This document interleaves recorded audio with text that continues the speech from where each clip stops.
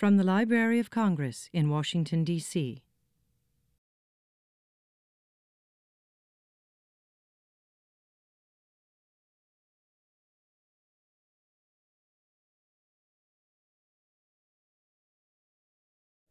Well, good afternoon, and welcome to the Library of Congress. I'm John Cole. I'm the director of the Library's Center for the Book, which is the reading promotion arm of the library.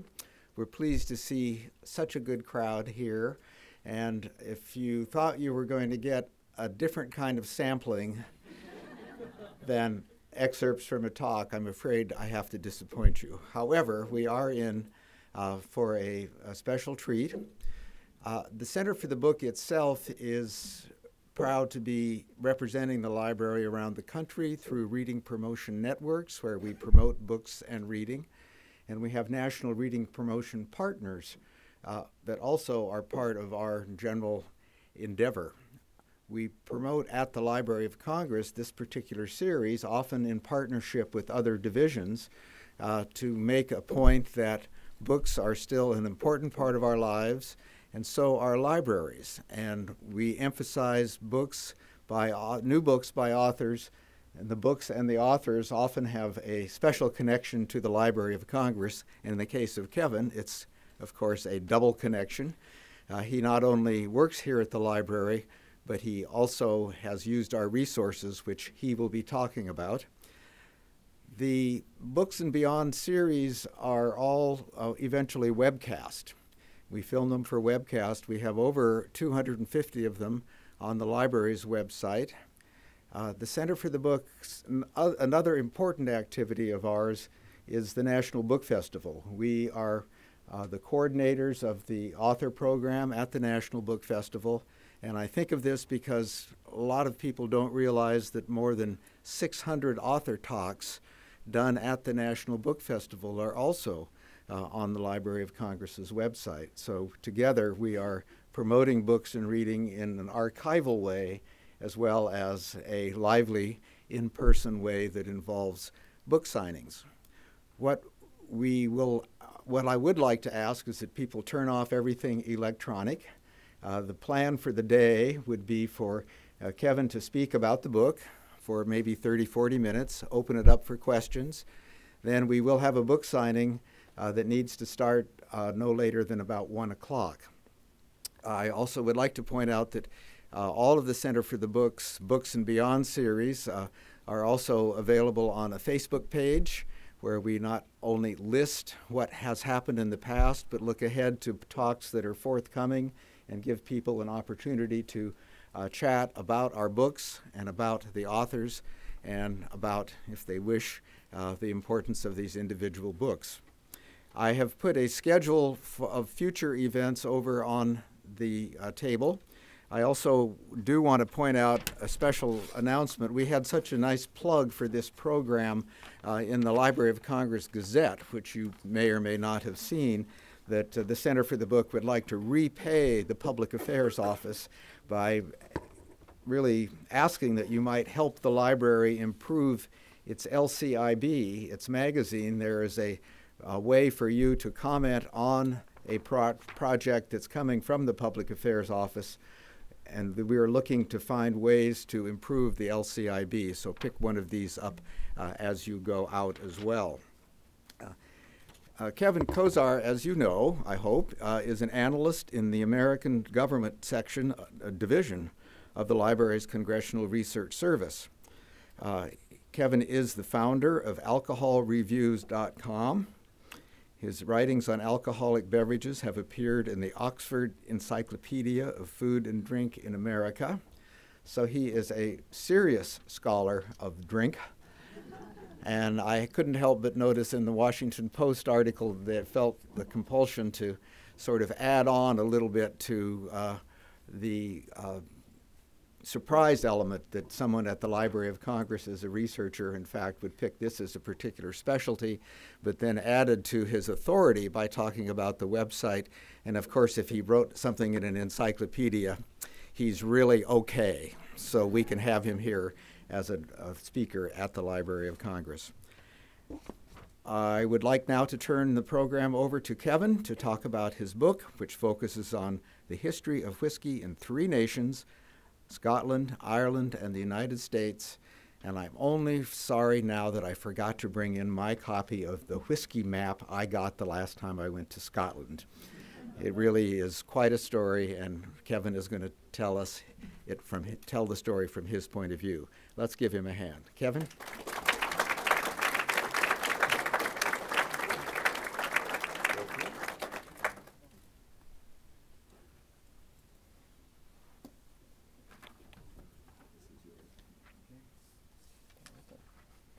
Look at that. Sure, why not? Well, let's get this mic going here. Thank you all for being here. I see that the flyers I tacked up outside advertising free whiskey at the Library of Congress had their intended effect. I actually pondered approaching the head of the library, Mr. Billington, and seeing if I could get a special dispensation to allow me to bring in samples of spirits, some pure corn whiskey, some Irish whiskey, etc. But then I realized that if I did that, this would devolve from a book talk into a kind of raucous party, and I don't think that's really what the Center for the Book is looking for today.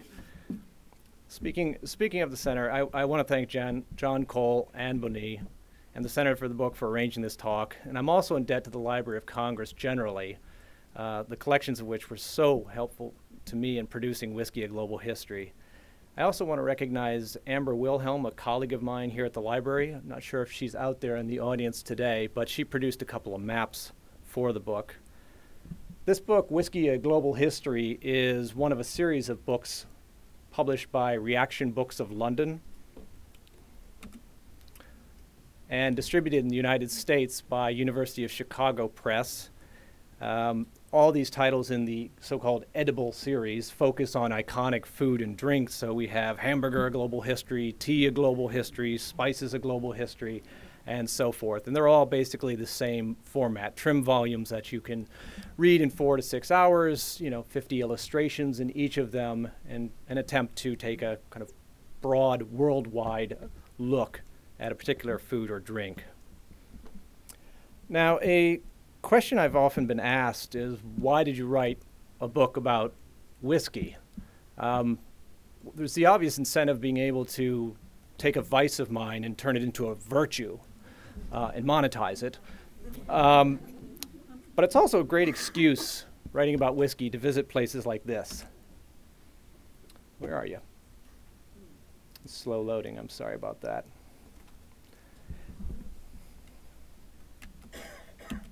Bingo. This is Ardbeg Distillery in Scotland, and it's just absolutely gorgeous. I didn't take this photo. Rick Anthony, a friend of mine, took the photo. Rick is a man of many talents.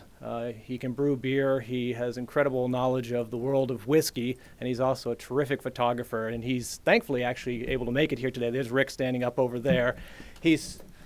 He supplied a number of photos for this volume that came from his travels about the world of whiskey. Now, another reason I wrote the book is that I've long been interested in the history of food and in the history of drink in particular. For 12 years, I've been the proprietor of this website, alcoholreviews.com. If you haven't visited the site, please pop by in your spare time.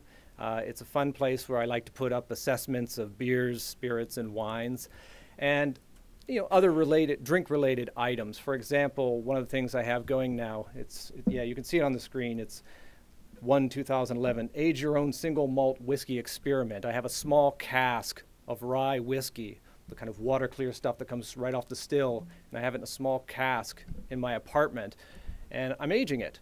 And so every week or so, I update my little diary and say, all right, here's what I'm seeing for color, here's what I'm getting from the nose, and here's what I'm getting for the taste. It's just kind of one of the things I like to do on the website. And I guess the last reason I'd cite for writing this book is that I think whiskey is an inherently interesting topic. It's a beverage that went from being a coarse, throat-scorching spirit, sometimes lethal spirit, consumed by a small number of people in the British Isles, to a multi-billion-dollar globalized industry. And trying to figure out how that played out was just I just found that a fascinating nut to crack. And when I was writing this book, I let word slip to a few friends and colleagues about what I was up to. And bless their hearts, more than a few of these friends immediately responded by saying, "Would you like research assistance?" In some case, the answer was yes. But almost without fail, the other questions I got went along the lines of this. "Ah, you're writing a book about whiskey. So it's a book about bourbon, right? That's whiskey, isn't it? Oh, you're writing a book about whiskey, so you're covering single malts? That's Scotch, right? Oh, whiskey. Is it whiskey with an E or whiskey with a Y that you're writing about?" And in each instance, my answer to these questions were yes, yes, yes, and yes. There are lots of books on whiskey out there, but the vast majority either focus on one type of whiskey, say Irish whiskey, and try to tell its history, or they're collections of tasting notes. That is, they are basically catalogs that say, oh, Tullamore Dew Irish whiskey has this color and that flavor, and Wild Turkey 101 bourbon has this color and that flavor and goes well in this cocktail. That's not really what I do here, because others have done it, and they've done it very, very well. What I try to do in this trim volume is provide a short, fun history that's accessible to the non-expert, the folks out there who just want to learn a little bit more about what whiskey is and where it came from. And in the book, I basically say, okay, here's what they are, here's how they're made, here's how they taste, generally speaking, and here's a bit of the complex history that made these various types of whiskey what they are today. Now, in the time I have here today, I'm not going to, certainly not going to recount the whole book at you. Instead, what I want to do is cover some of the basics about whiskey and its history. And I'd also like to share with you some of the terrific illustrations that I got from the Library of Congress, the Prints and Photographs Division, some of which made it into the book and some of which did not. I was capped at 50 illustrations. I submitted over 60, and I got what I got. So let's get to it. What is whiskey? Put in its most simple terms, it's a drink distilled from cereal grain that's aged in barrel. Cereal grain, for the purpose I'm speaking here, refers to barley, corn, rye, and in some instances wheat. Those of you who enjoy Maker's Mark, that has a lot of wheat in it. How is whiskey made? Well, most distillers will tell you with great care. Breaking it down into its most simple steps, whiskey is, you take cereal grain, add hot water, and you make what's called the mash. Mash is just a distiller's term for what amounts to soup. Cook it for a while, then you cool the mash, and then you pitch in the yeast. With the yeast comes fermentation, and the product of that fermentation is beer. After that, you then take the beer, add heat, and because alcohol boils at a lower temperature than water and many other substances, you get vapors. The vapors rise up. That's why the term spirit is so often employed, spiritus, vapors. And you capture the vapors. When they cool, they condense into spirit. And the final step, which is very important, is barrel aging. So if you keep these steps in mind, it can help you see the difference between whiskey and, say, brandy or vodka. If you were making brandy, you wouldn't use a cereal grain, you would be using fruit, and the process is roughly the same. If you're making vodka, well, one of the differences is that you would not be barrel aging it. You would take it straight off the still. You would also distill it at a much higher temperature to get a much more pure, clear spirit, and you'd route it into the bottle. No barrel aging involved. Now, to give you a more robust feel for the process of whiskey making, let's look at these slides. Here's another beauty from Rick Anthony. Here's barley at the Lefroy distillery. Barley seeds are spread upon the floor. They're soaked with water, which starts the growth process, germination. And then the growth is arrested by heating it up. And the point of this exercise is that you begin with a starch, and what you want to do is to get the seed to release its sugars, because the sugars are what the distiller are after, because the sugars are what can be made into whiskey. Now, here we see the soup making process. I don't know, I hope the photo shows the intense steam coming off there. It's unbelievably hot. This is from the Bruichladdich distillery in Scotland, where the grain is mixed with hot water. It's churned about in a vessel called a mash tun. And in this next slide, there we go. Bubble, bubble, toil and trouble. We see the soup fermenting into a beer and this vessel is called a washback. If you stick your head over that hole, you will be knocked out, because in the process of fermentation, an incredible quantity of carbon dioxide is released. And the effect, which I almost learned the hard way when I was distillery visiting, is that it displaces air in your lungs, in which case, lights out.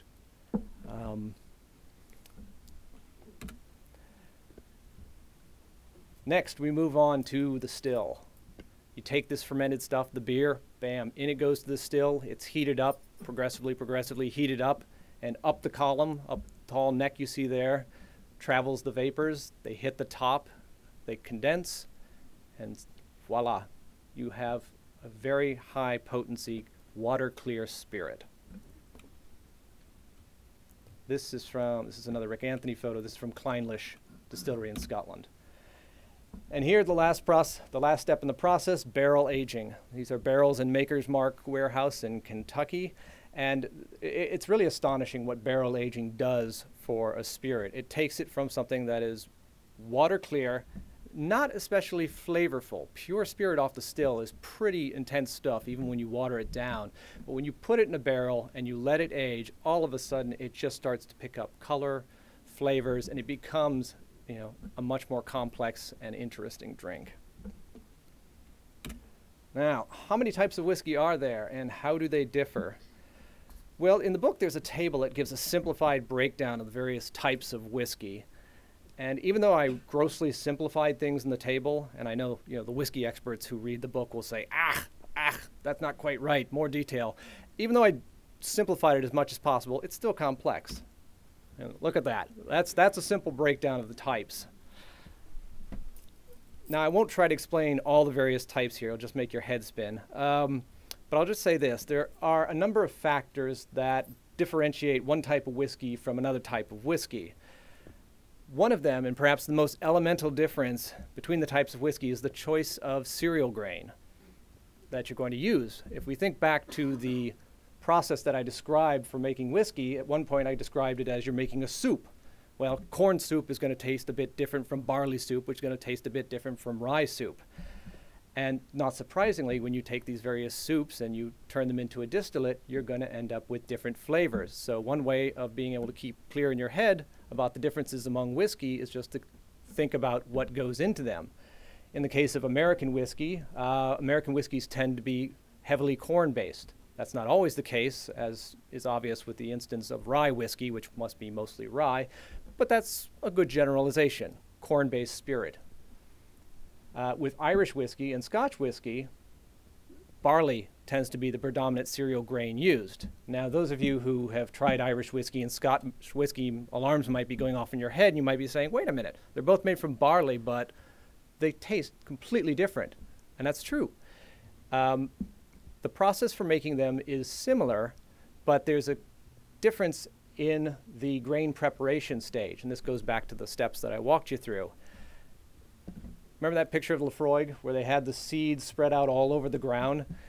Well, they wet them, and then when they dry them, if it was an Irish whiskey distillery, they would use hot air to dry them and then move on to the process. In a Scotch whiskey distillery, they use smoky hot air. In particular, they cut bricks of peat, they let the peat dry, peat's a clay-like substance, and then they burn it. And that imparts the smoky flavor. That's the difference. And so, if you were to go into Scotland and take the peat out of the process, what you would get would probably taste a bit like Irish whiskey. And interestingly enough, just to confuse matters a bit, there's a wonderful brand of whiskey called Connemara, It's an Irish whiskey. It's made by Cooley Distillery, and they've begun producing a peated version of Irish whiskey. And I dare say, if you taste that stuff blind, you will think it's Scotch because it has that characteristic smoky Scotch flavor. Now, the book is called Whiskey: A Global History, but the book is absolutely not the whole of the story. And I don't think mankind has nailed down the whole story or even come really even close to it. I think there's a lot of research left to be done. And I've said there's many whiskey books have been written, but to be truthful with you, most of them do not use archival resources. They pick up what they learn from other people. They tend to be very present-oriented, and so there's not a lot of strong history there. And the writing of research and the researching of the whiskey history is difficult. It's inherently difficult because for over 200 years, whiskey has been produced mostly by private companies. And private companies obviously produce their records. They have photographs, they have manuscripts, they have all that sort of stuff, but it's their property. In some case, they will give it to a library or depository of some sort, but most of the time they keep it in-house. And when you add to the fact that hundreds of distilleries have gone out of business, well, we see a lot of records that ended up in the rubbish heap, and they're lost to us forever. And when I plunged into this book, I thought it was going to be a little easier than it was. It's also the case that this subject matter is surprisingly complex, and researching it requires gaining familiarity, at least rudimentary familiarity, with a number of areas of expertise. For example, in producing the book, I had to stick my nose into topics like the chemistry of fermentation and distillation. I'm not a scientist by training, I'm a political scientist, so that was a heavy lift for me. I had to look into the history of taxation in the United Kingdom. If you want to understand why Irish distillers were doing what they were doing or Scottish distillers were doing what they were doing, you had to understand the tax structure and incentives to which they were responding. That was a heavy lift. And of course, laws and regulations on distilled spirits in the United States elsewhere. I mean, all of these things are part of the story. So, what then is the history of whiskey? Well, as construed here in this little book, the history of whiskey is many stories. First one I want to cut into is it's a story of technology and invention. The question always comes up, so who invented whiskey? And that's a good question. I don't think we know definitively. We know a few things. We know in 350 BC, Aristotle wrote about the concept of distillation. He was speaking about how salt water could be turned into what he called sweet water through the process of distillation. You heat it up, the salts stay behind, you get water. And in 100 AD, we have lots of evidence that in Alexandria, ancient Alexandria, there were kind of crude chemical devices being created for the purposes of distillation. Were they making alcohol out of that? We're not sure. We know that they were monkeying around with, throwing in, say, rose hips or other sorts of herbal type things and trying to create perfumes and special holy waters and that sort of stuff. But did they do booze? We don't know. Let me hop there. The technology of distillation migrated from Egypt to Europe as best we can tell. And it's been suggested that possibly the first people to make whiskey were 5th century Huns. In Edward Gibbon's Decline and Fall of the Roman Empire, there's a reference to this. But when you give it a second look, you realize that he was picking up on somebody else's account, and for all you know, this other person was just making it up. You just don't know. It's also been suggested that, well, medieval Irish monks, they were the key players. They were the ones who figured it out. There's might be something to this. It is the case that there was a lot of interchange between churchmen from, say, Spain and the British Isles during that time, and there's a lot of scientific exchange. Churchmen of the time were really the people who were on the cutting edge of doing science. And so there's evidence that people were running in certain circles and they were translating certain documents, and so they may have picked it up that way. But again, it's pretty speculative. As best I can tell, and this does not endear me to my Irish friends, is that the Scots get the prize. And we found there's a record. I didn't find it certainly, but there's a record in Scottish Exchequer volume. In 1494, a fellow named Friar John Core is recorded as having purchased a large quantity of malt for the sake of making distilled spirit. And the malt he was purchasing was grain, and it was presumably barley, in which case that's probably it. And not long afterwards, we have explicit recognition by the king to grant a monopoly to a guild of barbers to produce whiskey. So for the time being, it lies with the Scots, but we'll see what history tells us. Let me go back to, actually. For a time, the technology of whiskey production just lurched forward a bit. Here we see a late 16th century still, this massive brick thing with wood and fire beneath it to produce the heat, and this big metal pot atop, which has tubes coming out of it for presumably routing the distillate and the vapors. And then in 18th century America, this is a recreation from Colonial Williamsburg Foundation, where they rigged up a still based on what some evidence that they had of what a still looked like in 18th century America, and it's astonishingly similar. Brick, you have a chimney, heating in the bottom, wood-based fire, pot on top. I mean, 200 years had gone by, and that's kind of where we were at in the 18th century. 19th century, things really took off. Over the course of 100 years, you started having massive whiskey stills created. The pot still came first. These things are big. Pot stills, smaller ones of the day would be 10 or 12 foot tall. The bigger ones, you get to Middleton Distillery in Ireland, and those things were like 40 feet tall. They were massive structures that produced millions of gallons of whiskey. Patent still was a later development, an even more efficient way of sucking out those sugars and turning a fermented beverage into a distilled one. Those things are huge, 60 feet tall. Course of 100 years, it was an absolute technological explosion. Thus it was by the time you reached beginning of the 20th century that whiskey was mass-produced. This is the Gooderham and Worts Distillery up in Canada. This is from the City of Toronto archives. And this riverfront, all those buildings are part of the factory producing whiskey. And the idea here was they located on the water because that was the best way to transport these massive barrels. They just age them, roll them out, get them on boats, and shoot them out the waterways to market.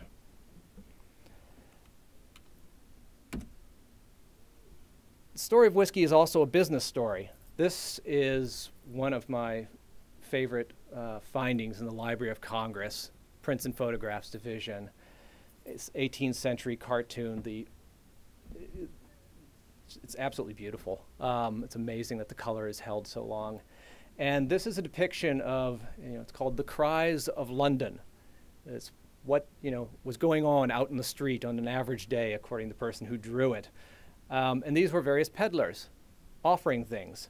And the magnificent woman in pink on the right is peddling whiskey. Whiskey by the cup. And it's kind of funny to think about what our lives here would be like if we could just walk outside and somebody was selling whiskey by the cup. I was alarmed some years ago. A friend of mine who lives in Russia and has worked there for decades now, he told me, this was years ago, he said that they actually had kiosks in Moscow near where he worked, where you could just walk up to it like it was a newspaper kiosk and hand over your rubles and here's your cup of vodka, and bam, take it back. So this tradition lives on in some places. But so we have these peddlers, peddlers bringing a product to market from, produced who knows where. This was a day before there were brands. I mean, you asked for whiskey and you got what was ever in the cup. You didn't know. Whiskey wasn't bottled at the time. And then things started to develop. The story of whiskey is a story of business entrepreneurs. We have John Jameson, he of the Jameson whiskey distillery, a mega brand these days. Over there we have Jack Daniels. He was a wily character, but he certainly built up quite a business. And the development of the whiskey world, one of the things that happened is you moved from the situation where whiskey was being brought to market, and it wasn't known by names. It was just whiskey. You know, you go to a bar or something like that, its cask is sitting back there, and it says whiskey on the side, and you get what you get. Well, the history is also the history of the development of brands. And this Johnny Walker ad, I particularly like. It's from 1909. And number one, you see the walking man, which is still used by Johnny Walker to sell whiskey. But the other interesting aspect is that the company made the decision to anglicize its whiskey. Much of the market for whiskey in 1900, much of the market for Scottish whiskey and Irish whiskey was actually Britain. And in Britain, the feelings about the Scots were mixed. I mean, some looked upon Scotland as a place which, was pretty amazing. I mean, Adam Smith came from there. There were wonderful universities. There was a lot going on. Others looked at it as this place full of kilt-wearing crazy Highlanders with enormous beards and barbaric lifestyles. And in order to move more product, Johnny Walker just anglicized. They took their product upscale. You have a gentleman. He's wearing a top hat. He's not wearing a kilt. And he's carrying a cricket racket. I mean, what's more British than that? But here we go. Here's Kid Rock and Robbie Gordon.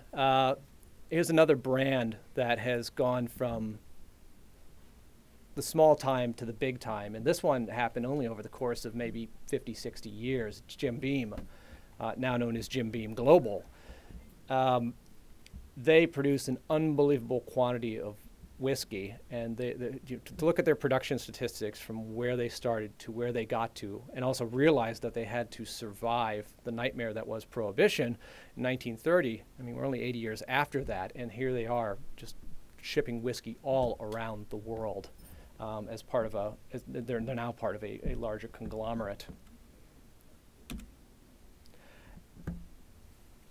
We've gone from a situation where whiskey was produced Ireland and Scotland and the United States, and now it's being produced in all sorts of places. This is the Yoichi distillery in Japan. Japan, over the course of the 20th century, built up a really good reputation for producing whiskeys that are a bit like Scotch whiskeys, and distilleries are opening elsewhere. There's a distillery in Pakistan, of all places, producing whiskey. There's a distillery in Germany doing it. Australians have been distilling whiskey. So whiskey has become globalized. It's no longer the property of the Irish, Scottish, American world. Whiskey's also a political story. Here's another cartoon I drew out of the Library of Congress's collection from 1806. The relationship between the Irish and the British was complex, to put it mildly. And one of the things that British authorities tried to do for the longest time was to crack down on the unlicensed production of whiskey in Ireland. And they passed laws, and they kind of kept ratcheting up the intervention to the point where they actually were stationing soldiers in Ireland and having them go about busting up stills and arresting people and offering financial rewards to people who turned in pieces of broken stills, which often, apparently, the response to that was when your still wore out, you took it to them and you got money, and then you went and you bought new still parts. Not a particularly good public policy. But here we see a debate in Parliament where a fellow is explaining that this policy of sending soldiers over there is not quite working because the Irish whiskey tastes so darn good they're becoming hooked on it, and they're not enforcing the law. Here we have another item drawn from the Library of Congress. It's Daniel O'Connell chatting with Wellington, and it's kind of impishly captioned, O'Connell and the minister at at the bar and trying to settle a knotty, that's K-N-O-T-T-Y, point over a drop of Irish whiskey. What this is alluding to is the fact that O'Connell ran to sit in Parliament, and he bumped up against a problem. To take his seat, he had to go through the process of swearing an oath, and it ran counter to his Catholicism. And so this kind of fanciful image of these two gents sitting and settling this over a bit of Irish whiskey was conjured up. As it happened, O'Connell did not become the first Catholic to sit. This, also from the Library of Congress, an 1879 depiction of the 1794 Whiskey Rebellion in the United States. As many of you probably know, in order to retire Civil War debts and to deal with other financial troubles of the nation and the states, the federal government decided to tax whiskey. And hitherto, the federal government hadn't done such a thing. And in Pennsylvania, there was an uprising. And tax collectors, as this showed, were tarred and feathered and suffered other awful fates. The way the story played out is that George Washington, who later, after his presidency, went on to distill whiskey out at Mount Vernon, he gently put down the uprising, and he continued the taxation policy. And what the whiskey rebels kind of learned the hard way was that if you want to get rid of an onerous policy that you don't like, use the power of the ballot, not the power of the bullet. With the election of Thomas Jefferson, the law taxing whiskey went away, and there were no further taxes on whiskey until, I believe, the Civil War. I like that photo. It's it's kind of fun to look at just for the photo that it is. Hillary Clinton with this big tumbler of bourbon, but there's a couple of stories there. The first of which is that in the course of running for president, Hillary Clinton was widely viewed out of the blocks as the person to beat. I mean, she had the brains, the organization, the money. She had everything going. And then this fellow named Barack Obama kind of leapt out of the weeds and started gaining all sorts of ground. And it was, oh dear, what do we do? And so any number of things were done. And a lot of folks in the political media and political operatives started tarring Obama as an effete elitist, out of touch with the people. And this provided an excellent opportunity for the Clinton campaign to say, let's show we're different. And so all of a sudden you had these press photos of her hanging out with the media, big tumbler of bourbon in hand. And the message was clear. It was, number one, I'm tough. I'm tough enough to drink whiskey straight up. And number two, I'm drinking bourbon. Bourbon is an American-based spirit. I mean, imagine the effect if this photo was instead of her with a dainty little glass of Chardonnay. Quite different interpretations would have been spun out of that one. And this is not novel. This is not the first time that whiskey has been used as a political tool in this country.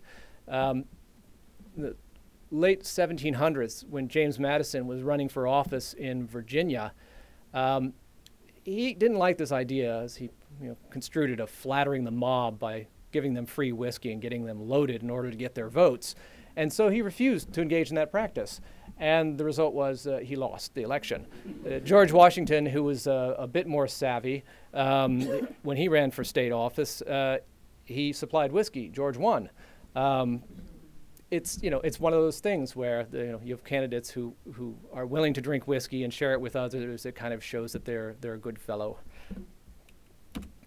Now, the story of whiskey, and this is one of the things that I like to think differentiates this book from other books. Other books on whiskey frequently are written by pure enthusiasts. I mean, people who just fall in love with whiskey and just want to write about it and celebrate it and say hurrah, hurrah, hurrah.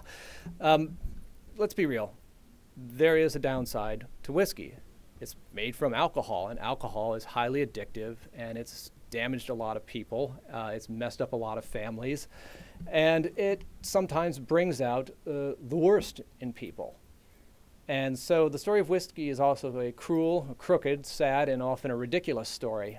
This, here we go, from the Library of Congress. This is a cartoon from 1782 mocking and taunting the Anglo-Irish statesman Edmund Burke. It's basically saying here's Edmund Burke as a typical Irishman. He's in this shabby little home. He's got the big crucifix perched atop, that's a barrel of whiskey, a big pot of steaming potatoes, and over the fireplace is a picture of the Pope. And it's snarkily captioned Cincinnatus in retirement. This one did not make it into the book. It's from the United States, circa 1805, from the Library of Congress's collection. It's pretty grim, nasty stuff there. The caption is "Infant Liberty Nursed by Mother Mob," and you can't quite see it from the copy you have, but one of the breasts says whiskey on it, and you see the big casks sitting behind there, and one of the perhaps most appalling aspect of this is that you look at the woman who's being blamed for fueling the mob. She's black. I mean, number one, historically, blacks in America were not producing lots of whiskey. So to turn around and to blame them for somehow fueling mobocracy is historically incorrect and just is pretty egregious. Another picture from the Library of Congress, 1870s. This is a kind of gross caricature of an American Indian. Here he is, slack-jawed, toothless, these grubby feathers kind of sticking out of his mangy hair.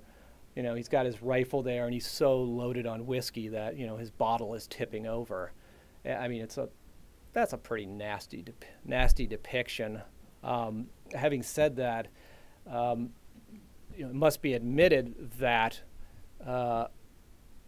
whiskey did play a role in the kind of degradation of American Indian nations. Very early on, people out on the frontier, they farmed. And if you have too much grain, you can't sell it at market. Well, you're not going to throw it out. You're going to distill it. And the great thing about when you distill grain is that you're taking something that's huge and you're reducing it down to a very small size, which you can sell for a very high profit. And so whiskey was often used as a currency in interactions with American Indians, and they had not any experience with it, and addiction and very bad things often followed. Now this is where we kind of lurch. Yes?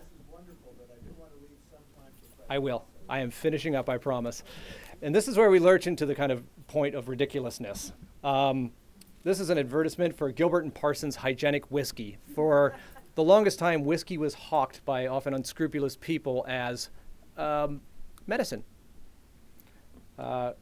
There was an ad in a 1900 newspaper in Washington, D.C. by Duffy's Pure Malt Whiskey, which claimed that it cured 4 million persons, including persons suffering from dysentery, malaria, and that an astonishing 331,246 cases of weak women had been cured. I'm not really sure what that refers to, but...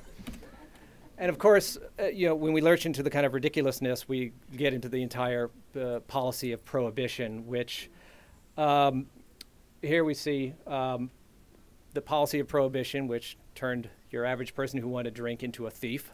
And it also was disastrous for American distilling interests. In short, these companies basically could not sell their product for the most part. And so hundreds of our distilleries in this country closed down.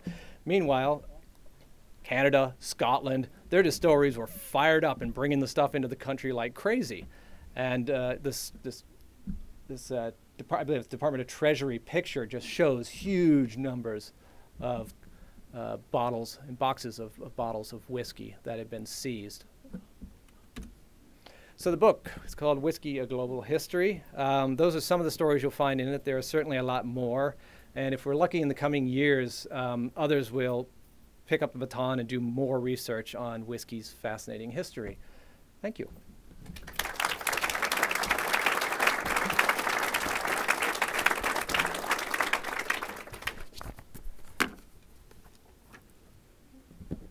Question in the back.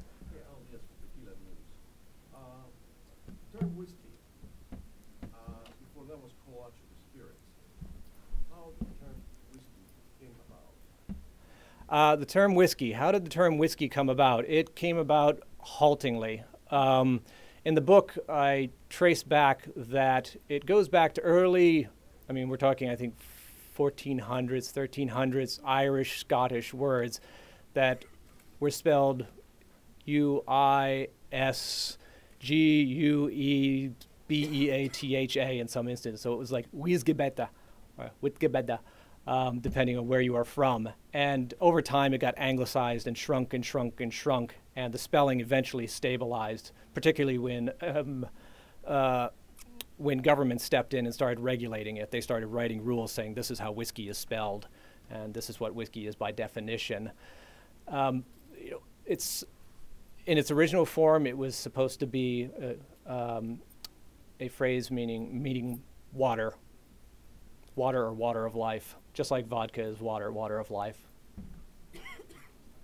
Yes? In the major whiskey markets that you talk about, Scotland, Ireland, the United States, is there a lot of national pride in the people only want to focus on the homemade whiskey, or is it that other countries are accepted? Sure. Basically, when it comes to countries that are producing whiskey, do the people there take particular pride in it and heavily consume their own and shun others? Less and less. The real growth in the whiskey world for producers of whiskey is export markets. And so you'll see, thanks to globalization, some very interesting things. Like I was in a bar on an island in Scotland, and I, of course, felt, well, I have to drink whiskey. I'm here, Scotch whiskey. I'm in Scotland. And when I looked around, very few people were drinking Scotch whiskey. They were drinking Coors Light. They were drinking any number of other things. And the stats kind of bear it out that it's export markets where you're finding this. But there's elements of protectionism out there. But you go to England, you go to other places, you're going to find American whiskeys there, and vice versa.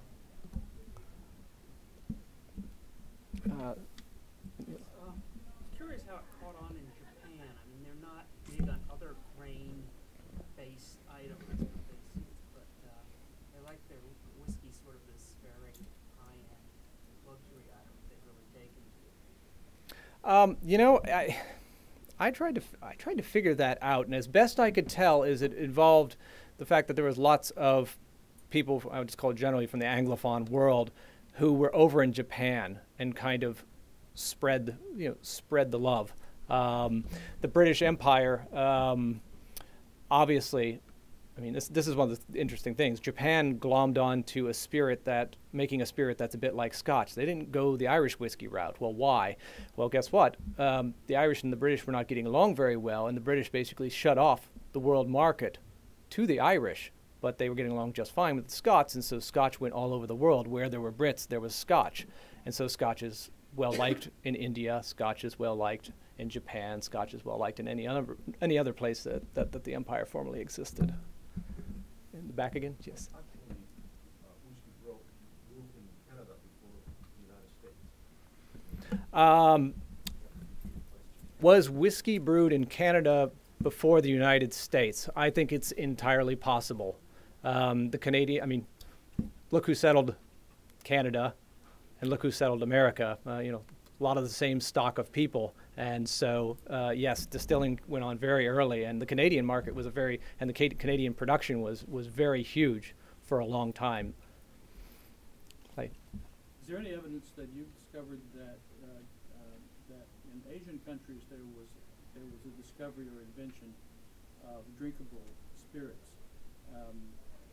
You've commented on the globalization of whiskey market, but I'm just wondering, the Asian countries were scientifically fairly well advanced, far more advanced than medieval Europe, and I'm just wondering if they had discovered anything as delightful as drinkable distilled spirits. From what I've found, the answer is yes. I do not know how early they started using distillation as a technique for making beverages. But yeah, the kind of knowledge of distillation shot off in two different directions. And so the European knowledge was based on, it came directly over. Meanwhile, knowledge went in the direction of China, and the Chinese were obviously very, very technologically adept and did many things. But did they also, when did they start distilling? I honestly don't know.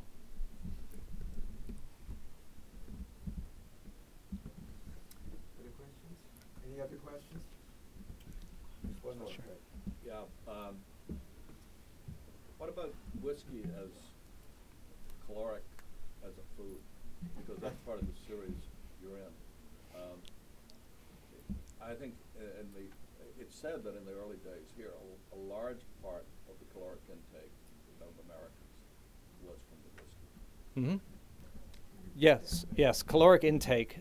Certainly in America, early America, caloric intake involved drinking a lot of alcoholic beverages. And the usual reason cited for that is not fun, although I'm sure there was some aspect of that, but the sketchy quality of water sources available. You had to catch your rainwater, you had to go to a stream, and there was any number of little buggers you could pick up in the process. And so by putting something through the fermentation, and especially distillation process, you purify. The calories, unfortunately, are really empty calories. I mean, pure alcohol does have calories in it, but the body is not able to build muscle, say, with those sorts of calories. Not the type of muscle we think about. Well, thank you very much, Kevin. It was really, let's give Kevin a hand. Very nice job.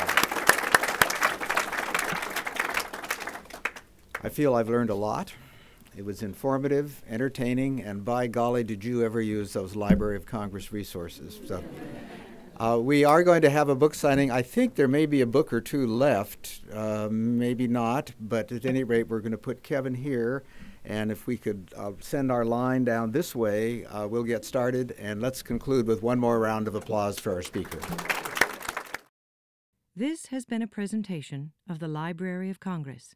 Visit us at loc.gov.